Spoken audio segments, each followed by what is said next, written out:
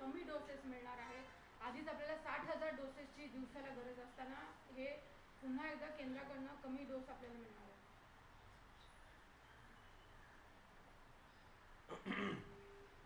जो केंद्र सरकारने सध्या जे 7 कंपनीज रेमडेसिवीर बनवतात, या 7 कंपनीच्या रेमडेसिवीर बनवण्यासाठी आपले वेगवेगळे गव्हर्मेंटच्या ऑर्डर्स असायच्या त्यांना थेट, आणि त्याचबरोबर प्रायव्हेट हॉस्पिटलच्या थेट ऑर्डर्स असायच्या, डिस्ट्रीब्युटरच्या थेट ऑर्डर्स असायच्या. आपल्याला साधारणपणे 36,000 वॉइल्स रोज मिळायच्या. मात्र आता गव्हर्मेंटनी ह्या 7ही कंपनीजला जे त्यांचं उत्पादन आहे ते उत्पादन टोटली कुठल्या राज्याला किती वाटायचं याचं जे काही कंट्रोल आहे तो कंट्रोल त्यांनी त्यांच्याकडे ठेवलेला आहे. आणि त्या ह्याच्यामध्ये जे काही आपल्याला वाटा येतोय तो वाटा 26,000 वॉइल्सचा 21 तारखेपासून तर 30 एप्रिलपर्यंत याच दरम्यान 26,000 वॉइल्स पर डेच्या दरम्यान देण्याचा त्यांनी नोटिफिकेशन काढलेलं आहे.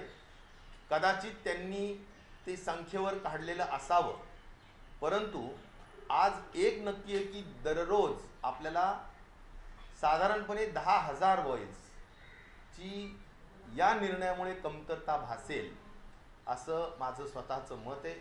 अगोदरच आमची अशी मागणी होती की 36,000चं 60,000वर उद्या परवा कसं जावं आणि 1 मेच्या दरम्यान 1 लाखावर कसं जावं. तर यामध्ये आता 1 मेपर्यंत त्यांनी 26,000 प्रतिदिन वॉइल्स द्यायचा अशा पद्धतीचा निर्णय त्यांनी घेतलेला आहे. आणि त्यामुळं अधिक आव्हानं वाढलेले आहेत, अधिक चॅलेंजेस या निर्णयामुळे निश्चित प्रकारे वाढलेले आहेत. आता त्याच संदर्भातली बैठक आम्ही घेतो आहोत की हे कसं आता आपण फेस करायचं. यामध्ये 2-3च ऑप्शन असू शकतात. एक, इम्पोर्ट होऊ शकतं का, ते पण थेट करता येत नाही का, ते पण केंद्र शासनाच्या पूर्ण पूर्वपरवानगी आणि सगळ्या गोष्टीतून होऊ शकतं, पण बाहेरही वॉइल्स उपलब्ध नाही आहेत. आणि राहिला प्रश्न जे काही एक्सपोर्टर्स आहेत त्यांचा काही कोटा मिळू शकतो का, तर त्यांच्याही कोट्याला थेट विक्री करण्याची परवानगी दिलेली नाही आहे आणि त्यामुळे त्यांच्याही कोट्यातून मिळणं एकदम नाच्या बरोबर आहे, म्हणजे होणार नाही अशाच बरोबर आहे. तर या सगळ्या जो काही पेटंट ॲक्ट आहे, जो खास करून गिलियड नावाची जी कंपनीचं हे रेमडेसिवीर हे इंजेक्शन आहे पेटंट आहे. आणि त्यामुळं माझं तर मत असं आहे की गव्हर्मेंट ऑफ इंडियानी वरिष्ठ स्तरावर, अगदी PMO स्तरावर, PMOच्या ऑफिसच्या स्तरावर या गिलियाडशी बोलून महाराष्ट्रातला आणि आपल्या देशाचा प्रश्न हा कुठल्याही परिस्थितीत मार्गी लावावा अशी नम्र आव्हान आणि नम्र विनंती मी केंद्र सरकारला या निमित्ताने करू इच्छितो. लसीच्या संदर्भात काही राज्यांनी घोषणा केली की मोफत लस दिली जाणार आहे. आपल्या राज्यात काय परिस्थिती असणार आहे? आणि माहिती अशी की काल मुख्यमंत्री आणि आदर पूनावाला यांची चर्चा झाली ऑनलाईन की जेणेकरून आपल्याला जास्तीत जास्त लसीचा पुरवठा करू शकेल. मी स्वतः माननीय मुख्यमंत्र्यांना आसामचा जो काही आसाम आरोग्य निधीतून जमा झालेली निधी आहे त्यातून त्यांनी कशा पद्धतीनं 1 कोटी लस ही बायोटेक फार्मा किंवा यांच्या कंपनीला कशी ऑर्डर दिलेली आहे हे मी त्यांच्या मुद्दाम लक्षात आणून दिलं. आणि त्यांनी पण मला जी काही माहिती दिली ती यातून एकच की ते आदर पूनावालाही बोललेत आणि आदर पूनावालांनी असं सांगितलं की माझं सगळं प्रोडक्शन केंद्र सरकारकडे 24 मे पर्यंत बुक आहे. आणि त्यामुळे आज 22 मे आहे, 22 एप्रिल आहे, त्यामुळं अख्खा 1 महिना आपल्याला 18 ते 45 किंवा त्या दरम्यानच्या वयासाठी जे काही आपल्याला खरेदी करायची आहे ती आपल्याला या महिन्यात खरेदी करता येणार नाही असं निश्चित प्रकारे दिसतंय. त्याचं कारण त्यांचं 1 महिन्याचं प्रोडक्शन तरी केंद्र सरकारने सध्या तरी बुक करून ठेवलेलं आहे. आपण बायोटेक जी काही कंपनी आहे जी गव्हर्नमेंटची आहे त्यांच्याशी माननीय मुख्यमंत्री आणि वरिष्ठ स्तरावरचे अधिकारी देखील बोलत आहेत. त्यांनी अजून कुठलाही रेट राज्य सरकारांना किती रुपयात विकायचं या संदर्भात अजून निर्णय घेतलेला नाही. आणि त्यामुळं या संदर्भातला सुद्धा निर्णय एखाद 2 दिवसात जर त्यांचा झाला तर मग आपल्याला ऑर्डर्स त्यांना देता येऊ शकतील, अडचणीचा विषय नाही. त्यामुळे हे देशांतर्गत जे 2 कंपनीज आहेत त्याच्याबाबतची प्रगती मी मुद्दाम सांगितली. राहिला प्रश्न स्पुटनिक, मॉडर्ना आणि अमेरिकन चायनीज ह्या ज्या काही वॅक्सिन्स आहेत त्याच्या संदर्भात, ह्या अत्यंत महागड्या वॅक्सिन्स आहेत. आपल्यापेक्षा जवळजवळ 10 पट 15 पट 7-8 पट किंमत असलेल्या वॅक्सिन्स आहेत. परंतु त्यांच्याशी सुद्धा निगोसिएशन वरिष्ठ स्तरावर करून जर ते कमी मोठ्या व्हॉल्यूममध्ये आपल्याला घ्यायचं असल्यामुळे जर कमी केलं तर निश्चित प्रकारे आपलं राज्य सरकार या बाबतीत सुद्धा विचार करेल असं माननीय मुख्यमंत्री आणि उपमुख्यमंत्र्यांनी ठरवलेलं आहे. ही लस जी आहे ती मोफत मिळू शकेल का, ज्या पद्धतीने उत्तर प्रदेश आणि इतर राज्यांनी काही घोषणा केली? मला वाटतं की हा विषय किती रुपयात लोकांना द्यायचा, कोणत्या घटकाला मोफत द्यायची, काय करायचं या बाबतीत कॅबिनेटमध्ये विषय येणाऱ्या आपण घेऊन येता येईल. आणि जरूर काही गरीब अतिगरीब घटकाला निश्चितच अशा पद्धतीनं आपल्याला काही मदत करता येत असेल तर करण्याचा विचार शासन स्तरावर आम्ही सुद्धा आरोग्यमंत्री या नात्याने ठेवू आणि त्याबाबतचा योग्य तो निर्णय घेऊ. पण ज्यांचं अफोर्डेबल आहे, जे अफोर्डेबल क्लास आहे, जो श्रीमंत वर्ग आहे, त्यांनी तर ही लस 18 ते 44 वयोगटातली विकतच घेतली पाहिजे असं स्पष्ट मत आहे. आणि कुठल्याही परिस्थितीत कोणत्या गरीब घटकासाठी आपल्याला कशा पद्धतीनं सवलत देता येऊ शकेल याबाबतचा अंतिम निर्णय कॅबिनेट घेईल.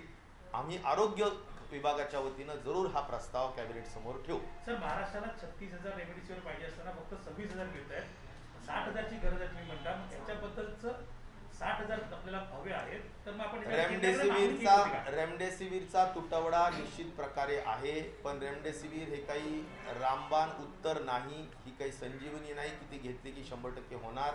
मात्र एक नक्की आहे की अत्यंत सिव्हिअर पेशंट्सला फक्त ते द्यावं अशा पद्धतीचा एक सध्याचा प्रोटोकॉल आहे. मला पुन्हा पुन्हा एकच सांगायचं आहे की अति क्रिटिकल पेशंट जे म्हणतो आपण, जे व्हेंटिलेटर्सवर आहेत, डायरेक्ट व्हेंटिलेटर्सवर, मी त्याला ऑक्सिजनवर नाही म्हणणार, पण जे अति व्हेंटिलेटर्सवर आहेत त्यांना पहिल्या फेजमध्ये जर दिलं तर त्याचा फायदा होतो असं टास्क फोर्सचं मत आहे. त्यामुळं एकूण 100 जर केसेस असतील तर 80 एसिम्प्टोमॅटिक असतात. 10 ते 15% साधारणपणे माइल्ड आणि मॉडरेट म्हणजे मॉडरेट स्वरूपाने असतात आणि 2-3% दरम्यानच्या केसेस, 4-5% दरम्यानच्या केसेस जास्तीत जास्त अति क्रिटिकल असू शकतात. तेवढ्यापुरत्या याला खऱ्या अर्थाने रेमडेसिवीरचा वापर व्हावा असं अति नम्रतेने मी माझ्या सगळ्याच खाजगी आणि शासकीय डॉक्टर्सला विनंती वजा या निमित्ताने विनंती करेल. सर, तुम्ही सांगतात रेमडेसिवीरच्या बाबतीत, पण गेले 1 महिना झालं या विषयामध्ये वारंवार रुग्णसंख्या वाढणार.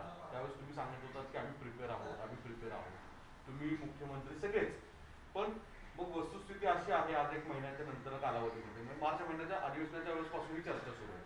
रुग्णसंख्या वाढली, सरकार आत्ताच का जागं होतं रेमडेसिवीरच्या बाबतीत? जरा मला मीडियाने सुद्धा सांगावं रेमडेसिवीर कुठून आणायचं, कारण रेमडेसिवीरचं मी आत्ताच उत्तर देताना सांगितलंय सगळा कंट्रोल गव्हर्नमेंट ऑफ इंडियाने घेतलेला आहे. ते ठरवताय ती किती वाटप करायची. त्यामुळं आम्ही आमच्या कितीही पैसे देऊन यांच्याकडून खरेदी करायला तयार आहेत, परंतु कंट्रोल गव्हर्नमेंट ऑफ इंडियाने घेतला असल्यामुळं गव्हर्नमेंट ऑफ इंडिया ठरवेल राज्य सरकारला किती द्यायचं. प्रश्न असा येतो की मुळात याबाबतला दुसरा पर्याय तुम्ही सांगता की हा रामबाण उपाय नाही आहे. मग सध्या याबाबत फ्लॅव्हिपिराविर हा एक मोठा पर्याय आहे ज्याचा मोठ्या पद्धतीनं वापर देशभरात होतो आणि याचा वापर जरूर मला वाटतं करावा. मला जी माहिती दिली केंद्रीय मंत्री श्रीयुत मनसुख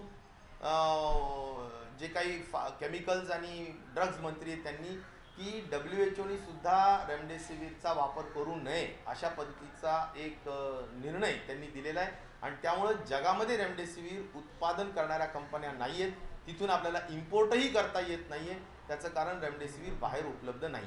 सर, ऑक्सिजन बाबत फक्त सांगू शकाल की आपण काल एक मोठा ऍक्सिडेंट बघितला आणि आजही गरज आहे. आता राज्यामध्ये पण भांडणं सुरू झाली आहे, तिकडची रुग्णसंख्या वाढत आहे.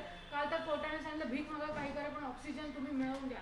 राज्य सरकार अजून काय प्रयत्न करते? राज्य सरकार सगळ्या पद्धतीनं अक्षरशः नम्रतेने विनंती करायला तयार आहे, पाय पडायला तयार आहे, सगळ्या गोष्टी करायला तयार आहे.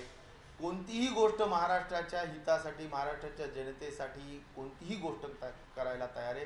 प्रश्न एवढंच आहे की ऑक्सिजन उपलब्धता ऑक्सिजनचा कोटा वाटप हा पुन्हा केंद्र शासनाकडे आहे आणि तो त्यांनी अधिकाधिक वाटावा आणि आपल्या हिश्श्याला अधिकाधिक द्यावा आणि सेफ जे काही तुमचा ट्रान्सपोर्ट आहे तो त्यांनी ग्रीन कॉरिडॉर करून, अक्षरशः ग्रीन कॉरिडॉर करून त्या राज्यांमधून महाराष्ट्रामध्ये उपलब्ध करून द्यावा अशी नम्रतेची विनंती पुन्हा केंद्र सरकारला आहे आणि आम्ही त्या बाबतीतलं वेळोवेळी आम्ही निश्चित प्रकारे त्यांना कळवत आहोत. आज एकच आहे की आपल्याला ऑक्सिजनच्या संदर्भात कुठल्याही परिस्थितीत आपल्याला ऑक्सिजन जनरेटर प्लांटवर अवलंबून राहावं लागेल किंवा ज्या ज्या ठिकाणाहून ऑक्सिजन निर्माण होतं, जसं मी काल सांगितलं की तुमचे थर्मल स्टेशन्स असतील, तुमचे स्टील प्लांट्स असतील, तुमचा RCF असेल, तिथून जे ऑक्सिजन निर्माण होतं तिथे बॉटलिंग प्लांट नाही आहेत, पण तिथे आपल्याला त्याचा उपाय कसा करता येईल त्याच्यासाठी आपण प्रयत्न करतो आहोत. नंबर 3, कुठल्याही परिस्थितीत आता जे ज्या काही इंडस्ट्रीज आहेत त्या इंडस्ट्रीजमध्ये सुद्धा PSA टेक्नॉलॉजीचे प्लांट्स उपलब्ध आहेत, तर त्या प्लांट्सचा थेट आपण वापर करू शकतो का? किंवा मला असंही कळलं आहे की ज्या काही प्लॅस्टिक इंडस्ट्रीज आहेत, ज्या पॅकिंगमध्ये प्लॅस्टिक मोठ्या पद्धतीनं वापरतात, ते नायट्रोजनचा वापर जास्त करतात, त्यामुळे हवेमध्ये ऑक्सिजन आणि नायट्रोजन असं प्रमाण असतं, तर त्यामध्ये ते ऑक्सिजन सेपरेट करतात आणि नायट्रोजनचा वापर करतात. त्यांच्याजवळ सुद्धा अनेकांजवळ प्लॅन्ट्स उपलब्ध आहेत. ते प्लॅन्ट्स आपल्याला रिक्विजिशन गव्हर्नमेंटच्या वतीनं करता येतील का आणि ते आपल्याला वापरता येतील का? ह्या सगळ्या इमर्जन्सी गोष्टी आपण त्या ठिकाणी करत आहोत. ऑक्सिजन कॉन्सन्ट्रेटर, ऑक्सिजन जनरेटर्स हा सध्याचा आपल्या हातात असलेला उपाय आहे आणि बाकी केंद्र शासनाच्या हातात असलेले उपाय आहेत. ते केंद्र शासनाकडून मदतीचा आपण हात निश्चित प्रकारे मागत आहोत. मला विश्वास आहे की या सगळ्या संदर्भात अत्यंत सकारात्मक पॉझिटिव्ह निर्णय होतील. सर, तुम्ही सांगताय लॉकडाऊनच्या आज गाईडलाईन आज रात्रीपासून सुरू होणार आहे. अपेक्षा अशी होती, म्हणजे ज्या पद्धतीने आपण कॅबिनेट झाल्यानंतर सांगत होतात की प्रचंड कडक लॉकडाऊन असेल जसा मागील वर्षामध्ये झाला. आता त्या गाईडलाईन मध्ये फक्त शासकीय कर्मचारी नसणं याच्यापेक्षा मोठं फारसं काही दिसत नाही की ते आता इंडस्ट्री सुरू असणार आहेत, दुसरीकडे हॉटेल्स टेक अवे सुरू आहेत, वाईन्स टेक अवे सुरू आहेत. मग आपण जे अपेक्षित करत होतो की खरंच कडक लॉकडाऊन असेल तो का होऊ शकला नाही, काय नेमकं अडचण आहे? आणि सर, विशाखापट्टणमची ट्रेन कुठपर्यंत पोहोचली? विशाखापट्टणमची ट्रेन निश्चित प्रकारे येत आहे. त्याच्यात बरेचसे ऑक्सिजनचे टँकर्स लोड करून त्यावर या सगळ्या गोष्टी होत आहेत. पण प्रश्न एवढाच आहे की या सगळ्या गोष्टीमध्ये अडचणी असतात, त्या अडचणी पार करत ती ट्रेन निश्चित प्रकारे येते, एवढंच मी विशाखापट्टणमच्या संदर्भात सांगेन. पण लॉकडाऊनच्या संदर्भात माननीय मुख्यमंत्री महोदयांशी सुद्धा आमची खूप सविस्तर चर्चा झाली. त्यांचं असं मत आहे की आपण लॉकडाऊन करायचंच आहे, परंतु काही दिवस आपल्याला ज्या काही गोष्टी आहेत, म्हणजे आता सध्याच आपण स्ट्रिक्टली मूवमेंट खूप स्ट्रिक्ट केलेलीच आहे. आता इंटर डिस्ट्रिक्ट अडवणूक होणारच आहे. इंटरनल डिस्ट्रिक्टसुद्धा जर तुम्ही कामाच्या व्यतिरिक्त अतिमहत्त्वाच्या कामाच्या, म्हणजे कोणी वारलेलं असेल तर बाहेर पडलं तर वेगळी गोष्ट आहे, किंवा तुम्ही दवाखान्यासाठी बाहेर पडले तर ती गोष्ट वेगळी आहे. परंतु विनाकारण बाहेर पडणाऱ्या लोकांना अडवणूक केली जाणार आहे आणि त्यामुळं मला वाटतं फ्री मूवमेंट जी अगोदर फार सहज शक्य होती ती आता शक्य होणार नाही. बऱ्याचपैकी सगळ्याच गोष्टींना आपण बंदी आणलेली आहे. सगळा व्यवसाय बंद आहे. उद्योग जरी चालू असेल तरी सुद्धा त्यांच्या कंपाऊंड वॉलच्या आतच ते राहणार आहे. आणि हळूहळू जे माननीय मुख्यमंत्री महोदयांशी माझी काल चर्चा झाली त्यामध्ये त्यांनी फार स्पष्टपणे मला स्वतःला जे सांगितलं ते एवढीच गोष्ट आहे की कुठल्याही परिस्थितीत आता समजा आपण लग्नामध्ये 25 अधिक 25 50 लोक आणि 1 तासात 2 तासात सगळं आटोपलंच पाहिजे, नाही तर मोठी फाईन केली जाईल वगैरे वगैरे, ह्या ज्या काही गोष्टी लावलेल्या असतील त्यासुद्धा हळूहळू पुढच्या ह्याच्यामध्ये आता हे जे 8 दिवसाचा कालावधी त्यानंतर तो आणखीन कडक करून आपल्याला करता येऊ शकेल. अनेक बाबी आहेत. उद्देश एकच राहील की ब्रेक द चेन हा आपल्याला सगळ्यात महत्त्वाचा उद्देश निश्चित प्रकारे पार पाडायचा आहे आणि त्यासाठी मला वाटतं माननीय मुख्यमंत्री फार लक्ष ठेवून आहेत आणि ते स्वतः या बाबतीतला वैयक्तिक निर्णय लॉकडाऊनच्या संदर्भात घेतात. सर, नाशिकमध्ये थोडं ऑक्सिजनची आणीबाणी परत सुरू होते, तिथं खासगी रुग्णालयांना ऑक्सिजन नाही आहे, काय सांगाल यावर? नाही, ऑक्सिजनचा तुटवडा मागणीप्रमाणे 100% आहेच असं मी म्हणता येणार नाही. त्यामुळे थोडाफार निश्चित प्रकारे आहेच, पण तो कसा सोडवायचा यासाठी अक्षरशः दिवस रात्र मेहनत सुरू आहे. वेगवेगळ्या मार्गांनी कसं आपल्याला ऑक्सिजन लोकांपर्यंत पोहोचवता येईल, डॉक्टर्सपर्यंत खाजगी पोहोचवता येईल या दृष्टिकोनातूनचे प्रयत्न सुरू आहेत. 2-3 मार्ग आहेत. मी पुन्हा पुन्हा सांगेल ऑक्सिजनसाठी की बाहेर राज्यातून आपल्याला जो कोटा आहे तो वाढवून घेणे, लिक्विड ऑक्सिजनचा तो एक मार्ग.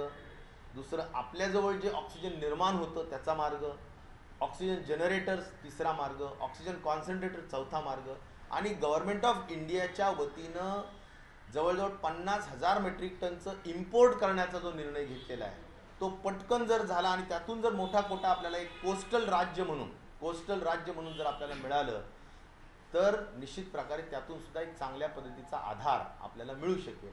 आणि म्हणून या सगळ्या मार्गाचा अवलंब आपण करतो आहोत आणि ऑक्सिजन लोकांपर्यंत पोहोचवण्याचा प्रयत्न करतो आहोत. हे अतिशय कठीण परिस्थिती आहे, अतिशय आव्हानात्मक कामं आहेत. मी पुन्हा पुन्हा नम्रतेने माझ्या महाराष्ट्राच्या जनतेला, खास करून माझ्या डॉक्टर फ्रेटर्निटीला सगळ्यांना विनंती करेल की आपण अत्यंत जबाबदारीने वागावं, एक अत्यंत जागरूकतेने वागावं आणि या सगळ्या अतिशय कठीण परिस्थितीला आपण सगळ्यांनी खूप चांगली साथ द्यावी एवढीच माझी हात जोडून कळकळीची विनंती. तो फिर सर आपसे आना चाहिए जिससे रेमिटेंस जाना